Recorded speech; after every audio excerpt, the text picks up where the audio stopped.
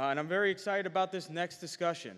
And to introduce our next panel is a key partner of the NICE Organizing Committee, a member of the NICE Planning Committee, the lead for the Center for Long-Term Cybersecurity, and a co-chair for the Consortium of Cyber Clinics. Please welcome to the stage Ann Cleveland.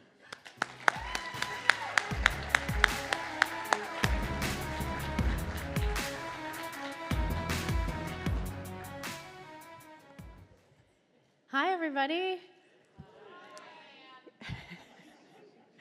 So wearing both of my hats as a member of the NICE Planning Committee and also as the co-chair of the Consortium of Cybersecurity Clinics, I'm so excited to celebrate this moment in the evolution of cybersecurity clinics and cybersecurity clinical education with Google and the Consortium of Cybersecurity Clinics and with all of you. And we are so grateful to the NICE conference for providing a host and a platform for this conversation. It's truly aligned with the value and the theme of strengthening ecosystems. Cybersecurity clinics are so exciting to me because they are about civic engagement. They're about defending organizations in our communities and critical infrastructure. And they're about propelling the next generation of talent into the profession. And so to tell you more about it, it is my very great pleasure to introduce our moderator for the next panel, Maab Ibrahim, the cybersecurity lead at google.org.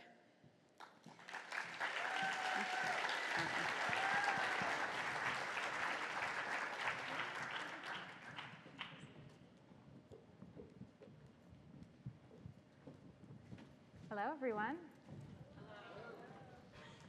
And thank you to Ann. I just want to acknowledge her leadership in the Consortium of Cybersecurity Clinics that has truly brought us all here today. She's the force behind the scenes of the consortium, and we all really appreciate the work that she and her team, Shanti and Sarah, are doing and leading at UC Berkeley. My name is Maab Ibrahim. I'm the cybersecurity lead at google.org, which is Google's philanthropy. And it's really a pleasure to moderate this panel, which represents the ecosystem of why clinics are so incredible. A lot of people hear cybersecurity. They think this is going to be a very technical talk, and I'm here to tell you this is not that. This is the human side of cybersecurity, which can also be very vulnerable. So I'll start with a personal story, a moment that took place about 2 years ago, which I hear is becoming more and more common. But my mother lives in Virginia, and I live in Arizona. And every day, this is not uncommon for Sudanese American moms, if you've ever met an East African mother, she gives me a call on her way home. And one particular day, I look at my phone, I hear the ringtone, the special ringtone that I have for her. I see her face, I see her phone number. For all purposes, it seems like a regular call. But when I answer, I hear, imagine, frantic screaming on the other end. And I don't know if it's adrenaline or something else, but it really sounds like my mother. And I'm seeing her name on my phone. So my heart is beating out of my chest, and of course, I hear a man say, if you want your mother to be safe, you need to send me a large amount of money. And thankfully, I had heard of this trend before. I didn't send the funds. I texted my brother, who actually told me she was in the room praying. But the thing is that it still felt so real. And this is really what's so scary about these kinds of threats and crimes, is that the emails, the files, the websites, they can look and feel so real. I'm, of course, one individual who, in that situation, would have been impacted, but for community organizations like hospitals and school systems and nonprofits and small businesses, the effects can be really detrimental to communities and wreak havoc on everyday life, which is why we're so proud to be alongside the Consortium of Cybersecurity Clinics. And we're true believers in this model where students are trained to protect against cyber threats, and community organizations receive the training and protection that they need, particularly those that are vulnerable and may not have the resources to get these services elsewhere. So a huge kudos to the work that I know many in this room have done to champion cyber clinics. About 2 years ago, we started conversations with Cleveland, and a year ago today, Google committed $20 million towards the consortium's goal of having a clinic in every single state by 2030. And last year, we funded 10 clinics already in operation across the country, and we provided them a Google Mentor to support the students in the classroom, access to the Google Cybersecurity certificate, as well as access to free Titan security keys to help secure client data. But 1 year in, we are seeing the impacts, and it's been really exciting to hear that in their first semester, 450 students have been working with 80 community organizations across the country. Students at Indiana University are in partnership with the local fire department and are helping to come up with emergency preparedness plans for when their call system goes down.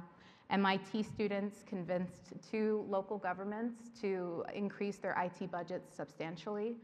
And students at RIT are working with their local water authority to improve their cyber threat detection. So it truly is this movement that's growing.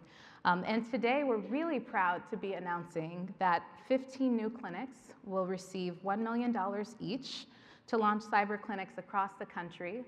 A really diverse group includes HBCUs, HSIs, tribal colleges, women's colleges, community colleges, rural institutions, and I just want to acknowledge that many of those folks are actually in the room with us today, so let's give them a round of applause.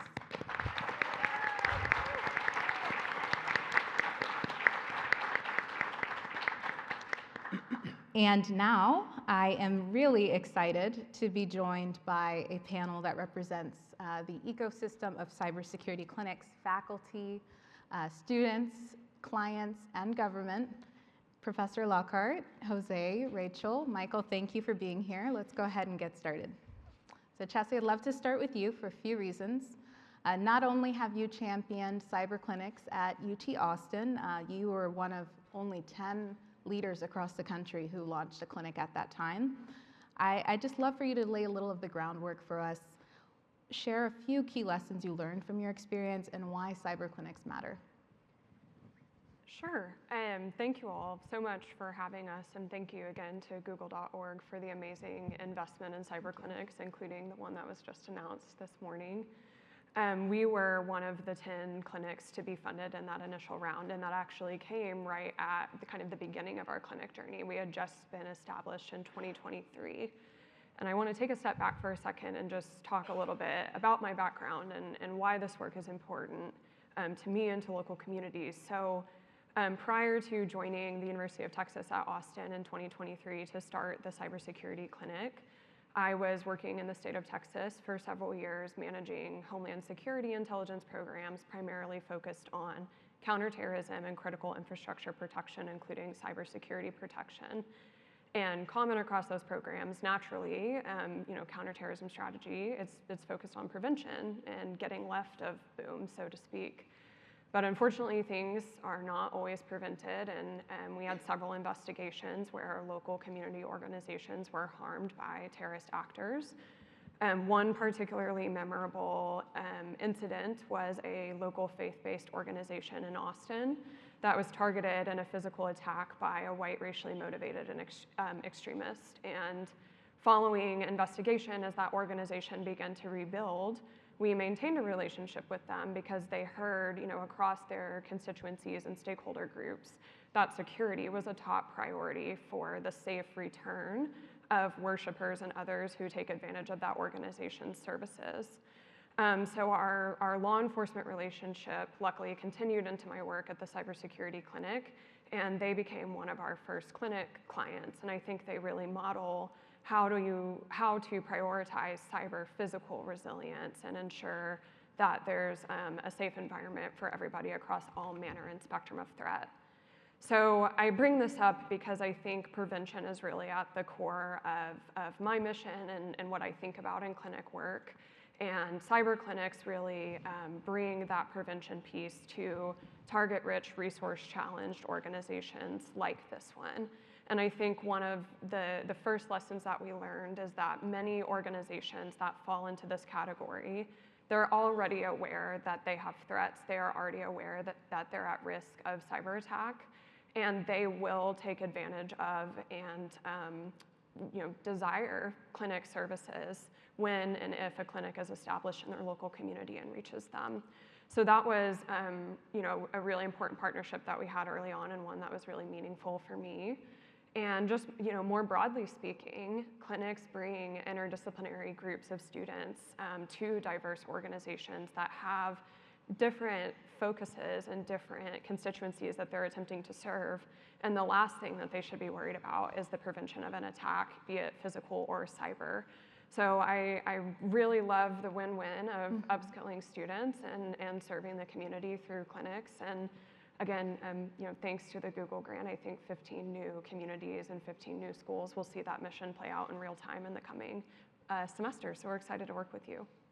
Thank you, and we really appreciate the mentorship that UT Austin's already been providing to the new clinics. So appreciate that, and we'll keep the Texas trend going. Hosea, I'll come to you next. As a rising junior at UT Austin, a member of the first cohort of the clinic, and I hear just someone who just finished finals last week, so thank you for being here.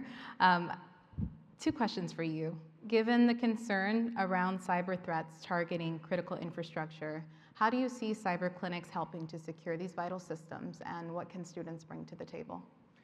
Yeah, thank you so much for having me on the panel. I really appreciate that, and it's an honor to be able to talk about this. I think as we move, a lot of local organizations such as city government and hospitals start moving their structure to be online and more digital, it opens them up to a lot more prone to be attacked. But I think with the clinics opening up and being able to provide that service, that being students trained in and interested in helping and assisting these organizations is a huge, huge benefit for them. We were given so for my client, we were given a penetration test to look over and make a task list for them to work with. And it's not that they weren't able to do it, it's just that they had so many other things on their plate, being such an important, such much more important things, that they could levy the students' ability to understand, ask questions, and have Google mentors and access to resources and other things that time that maybe they couldn't really help with. And I think students also just have the privilege of not necessarily, we're still learning a lot. So I think we allow for that ability for new ideas and much more new concepts to be added onto, and allow for a more growth. And we've also a lot of us grew up on the internet, so we have a bit more access and understanding of how these systems work and how to better prevent a cybersecurity attack. So, yeah. Thank you. Let's give it up for our students. Woo! So Rachel, by now most of us are used to sharing our personal data in some way with companies, small, large, medium sized, and we know that feeling when you open your email and you read about a dreaded cyber threat or cyber attack or data breach. But these threats exist for mom and pop, for small businesses as well. Can you share about the cyber threat that StandOut Authority, your small business, recently faced, and how UT students supported your organization in getting back on its feet? Yeah. Hi, everybody. I'm Rachel Lee. My company is called StandOut Authority. I got my MBA from the University of Texas, McCombs School of Business. And We're deep. yes. And actually, just to back out for a second, I joined the Longhorn Business Network, and this information came out around, hey, if you're a business, do you want to work with the UT Cyber Clinic? And I was just a victim of a cybercrime, and I said, yes, please. I worked at Microsoft and Gartner, so I'm no stranger to the technology world, but when you're a small business, it's definitely a lot different than having the big behemoth behind you. So I worked with the students this past semester, and the first thing I told them was, we're a victim of a cybercrime. A little over a year ago, we had $15,000 stolen from us because it was an email phishing. It was something that probably really could have been prevented. And we thought it was QuickBooks, and QuickBooks did an investigation and they found, nope, it was this person's computer that was attacked, and it was through email, and they changed their bank account information, my employee. So that was really unfortunate, and it was $15,000 I can never get back, and that means a lot for my business. That is around 10 people, and we are completely across the world. What was amazing in working with the students is they had a couple-pronged approach. First, they came in to do an inventory assessment, which is really helpful just for us to know all the devices, applications, and pieces that we're using across the company. From that, they were able to do a risk analysis, and in that, they did a CISA scuba gear. I don't know what that is, but I wanted to make sure I hit it, because Chessie told me about that. And so they looked at our Microsoft 365 and made sure that it is now in accordance with CISA guidelines. And they also did some implementation for me, which was so helpful. They did an education workshop, which my team still talks about now because we share different emails. Now they know what a phishing email looks like. They know about password protection. They'll share it in our teams. Hey, this was coming from Rachel or Josh. Don't open it. Don't respond to it. And they also gave us an offboarding and onboarding checklist and some documentation that we can use, which is just beyond helpful. And one thing I'll say out of this experience as lesson learned is that these stories are so, so powerful. I might not look like the person that would get hit by a cyber attack, but we're all very vulnerable. So it's been a really, really wonderful experience. Thank you. Michael, I'd love if you could just zoom us out for a second. We went very local in Texas here, but just to understand the bigger picture, I know CISA's been an early champion of the cyber clinics model. So from your perspective, how do you see cyber clinics fitting into the government's mission to secure target-rich, resource-poor organizations across the country? How should clinics navigate the challenge of meeting the specific needs of organizations, especially those that are very diverse and could be constrained with limited resources? Well, thank you, and I appreciate the opportunity to be here today with such an distinguished panel. And I appreciate all of you sticking around until 4 o'clock to hear a panel that, you're at a conference in Dallas, so thank you. I'm probably the one token non-Texas guy up here. I went to North Carolina State. I did that for Randy. He was happy I put on a jacket, and so I had to show it to him. But, like politics, cybersecurity is local, right? When you get hit with a cyber attack, you don't want to hear about policy from D.C. You want to know who's going to come and help you. And that's where the cyber clinics come into play, because there's nothing better than us from the government showing up. Hi, I'm from the government. I'm here to help. Now open up your networks and let me take a look. You can imagine the states aren't very thrilled to hear that line. However, the cyber clinics do bring a wealth of knowledge and assets to bear at the local level, at the state level, the local municipalities. So, we're very much at the national level trying to help across the state, local, territorial, and tribal nationally. However, the cyber clinics offer us the opportunity to help fund local universities and colleges to stand up programs and be a part of the consortium that can help their local governments, their state governments, their local municipalities to shore up their vulnerabilities, as well as deal with sometimes incident response much quicker and in a much more scalable fashion than we could at the federal government. So the cyber clinics offer the opportunity to allow the local and the state governments to be prepared and increase their community resilience, right, through the leveraging of the talent that's at their universities there in their states.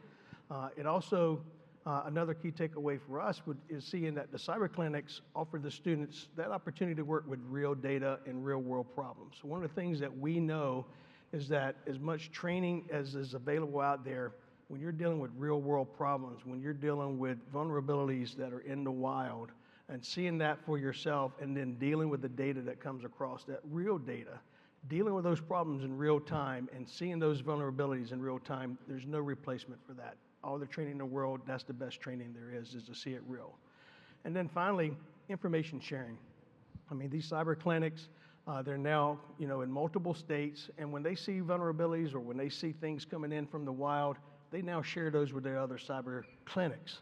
Now they can prepare the other states and the other networks to prepare for those potential cyber attacks that might be happening.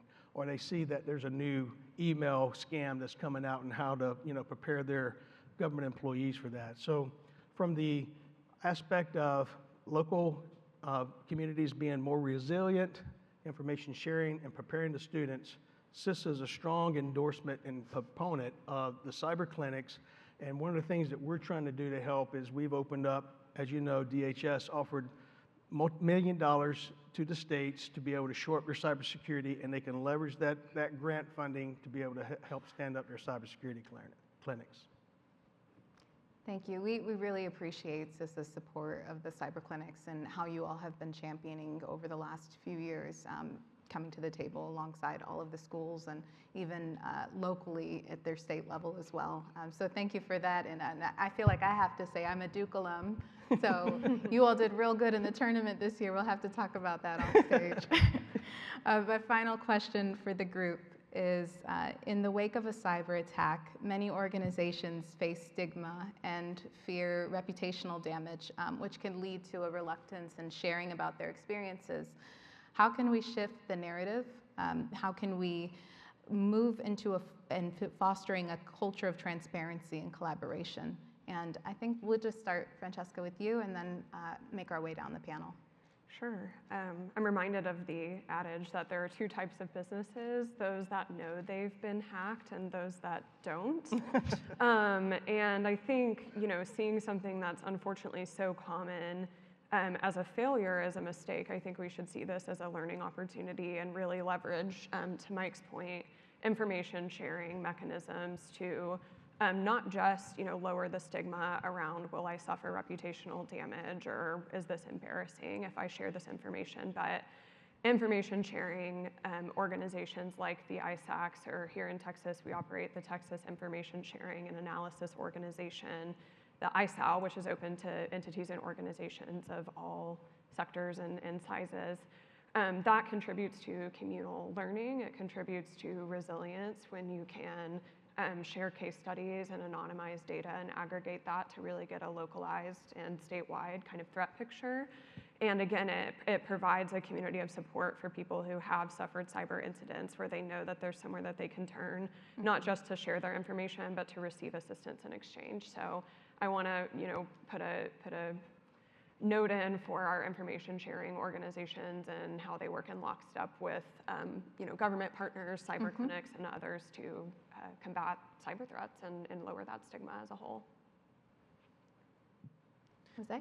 Yeah, I think the way I see it as a student is that to me it's like, it really sucks to get hacked and to go through something like that. But I think it's important to realize that, like what Professor Lockhart was saying, is that it's a learning opportunity, and it should be seen as just a way to grow and expand the information sharing capabilities that we have as a cybersecurity community. And I think as a student, like, I see a lot of the, comparison being made between, like, oh man, I bombed this exam, and then, oh man, I got hacked. Like, it's in a way of, like, you really won't improve on the exam if you never, like, talk with anyone or talk with a tutor, your professor, about what happened, how you could improve. In a similar way, if you never share anything about how you got hacked, or even try to investigate, trying to keep it, like, out of, like, shame or like whatever, I think it's you lose a lot of the ability to improve and make sure it doesn't happen again. My school went through a ransomware attack where our system actually it got bricked for, I want to say, 2 weeks, and we were just unable to do anything like online, so we resorted to paper. But I think like being able to share that kind of stuff and be able to explain it and share it to more people will allow it to happen less and less, to the point where eventually it's like it's happened. The information is so readily available for communities like schools, like hospitals, and small businesses that it gets a lot easier to try to mitigate, if not prevent them. Yeah, so my agency, we're focused on humanizing how businesses market online, period. And to me, somebody said it, I think it was this morning, that it's each of our responsibility. And so I think about every single person that has a presence online. We have to be telling the stories. And it's not as powerful when it's coming from the business anymore, especially for our younger generation. And let's be honest, all of us are consumers. Half of you are scrolling your feeds right now. Let's be honest with each other. And so if you're scrolling your feed, let's see a video that's actually storytelling. And in fact, you can follow me, because I will now tell my story. I will take this onus on myself to tell my story of our hacking and of being here. I already have, but I'll do it again to make sure that they follow. And I really think that it's so powerful when real voices, real people are telling about what we're doing, not just about the hacking, but about the wins that your organizations are making. And through the storytelling, we can educate, because there's a lot of education that's needed in cybersecurity. So that's my hope. And certainly from the from the CISA's perspective, cybersecurity is a team sport. There's no one federal government, no federal agency, no state, no municipality, no academic, no private industry that's going to solve and prevent all cybersecurity attacks from happening. But working collectively, working together as a group, we are a pretty strong force. And by sharing that information and sharing with each other what we're seeing out there, what the attacks are doing, how they're making the attacks, by sharing that, we can prevent maybe multiple other attacks, millions of dollars from being lost, and that's savings for you and us and for me. So, sharing and being transparent, while it's hard, and I understand the reluctance to want to not have to share that information because you don't want, in many cases, your shareholders finding out that you've been hacked and it could hurt your profitability, but you may save millions in the end by not having to pay that ransomware or having to deal with all the new networks and your data breach and the loss of confidence. And I appreciate that she put in the plug for the ISACs. We also understand that sometimes the states would rather work with states. That's why we stood up the multi-state ISAC, the Information Sharing Analysis Center, so they can actually report it to each other via the MS-ISAC, and they will share it with all the other states. So the federal government's technically not even involved, other than we get notified that it has happened and the information is being shared. So transparency, information sharing, key to all of our collective success. Thank you all for all of your insights. Before we close out, Chastity, I'd love to give you just a moment to look to the future. One conversation that we've been talking about a lot in our breakout groups and conversations today is AI and how AI could be integrated into the work of cybersecurity clinics to expand the types of services that they provide. What potential challenges and benefits do you foresee in adopting AI-driven approaches to address cyber threats? And you can also share with the group, I think a lot of folks in the room might be interested in learning more about cyber clinics. Where can they go to learn how they could champion this in their community? Sure, absolutely. So, I think we've heard a lot about the threats that AI may pose in the cybersecurity space, increasing sophistication of hackers due to essentially, AI enabling the ability to throw new malicious code against systems at a faster rate than before, right? So that can overwhelm or get past standard defenses. But I think for every one of those use cases that have been tressed out, we also see an opportunity to turn that on its head and use AI to enable cyber defenders and cyber defense primarily by automating and doing security tasks faster than ever before. So I think clinics have the opportunity to integrate AI-driven approaches into clinic work and clinic curriculum by showing students maybe how AI can be leveraged to do tasks within their client organizations that maybe in the past would have required hiring a cybersecurity analyst or contracting with an MSSP or some other kind of costly solution. So these can be things like, of course, log monitoring and detection. AI can serve as a useful assistant for pointing you in the right direction to triage and action alerts. It can help you draft policies and procedures in the cybersecurity space for your organization, and many, many other cases. So I just want to highlight a couple of clinics that I'm aware of have already kind of started this work or are thinking about starting it.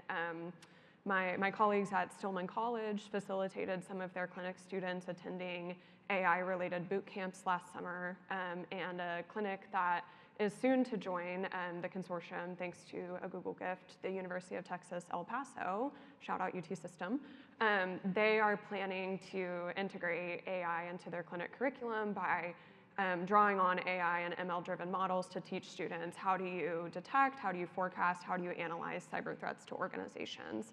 So I think that work is going to continue, and hopefully we can see maybe a narrowing or reversal of what's kind of referred to as the defender's dilemma, right? Where cyber defenders have to defend an increasingly complex environment and they have to be right every time, whereas an attacker has to be right only once. So for our piece, just briefly at UT, where we've used AI in our clinic is in the governance, risk, and compliance side. So students are often asked to draft onboarding and offboarding policies, acceptable use policies, password policies, you name it, right, for the clinic clients to approve and implement in their organizations. And Gen AI can be used to help the students with that process, and that's a learning opportunity for them. How do you prompt it to get a very professional and appropriate document? What data should you and should you not put into the model, right, to protect client information? How do you edit the output that generative AI gives you, again, to make sure that it is customized and ready for that organization to implement? And then the organizations maybe get a better policy or a better report than they would otherwise get because the model is able to leverage hundreds, if not thousands, of templates faster than students are able to research them. So we hope to continue that into the future, and I'm excited to see where that work goes across the consortium. As far as the consortium, just in closing, to speak to where do you begin if you want to start a cyber clinic in your community or leverage a local college, school, university, district, et cetera. We at the Consortium of Cybersecurity Clinics would love to work with you. Our website is cybersecurityclinics.org. You can contact us via that website, and also available on the site is a clinic development toolkit, which is a really wonderful survey of kind of the very first steps that multiple existing clinics took to get set up, and that covers curriculum, funding, hiring, clinic model, et cetera. And lastly, on behalf of the consortium, we want to thank Google.org and Tides for enabling all of the cyber clinic work, and we have a token of our appreciation for you that I'd like to present. So if we could advance to maybe the next slide, we want to thank you all for helping to put us on the map. And we have a physical map of all of the existing clinics and now our new clinics as of June of 2024 to present to you all. So new clinics and existing clinics, if you are here and you have not gotten the chance to sign the map, please go to the Google booth outside at the reception, and we will give that to our friends at Google. And just thank you so much for helping spread cyber clinics as you have with today's announcement. And thank you. Looking forward to the future. That's so kind. Thank you. We're really excited to be a part of this, this incredible work. And let's give our panel a round of applause. You all truly represent the best of this work, and we're so thrilled to be in partnership with you. To learn more about the announcement today and the schools that are going to be a part of this initiative, I highly encourage you to visit the consortium's website. You can also read our announcement at blog.google, and we really hope you will join us in this initiative to bring a clinic to every state by 2030. Thank you. Thank you.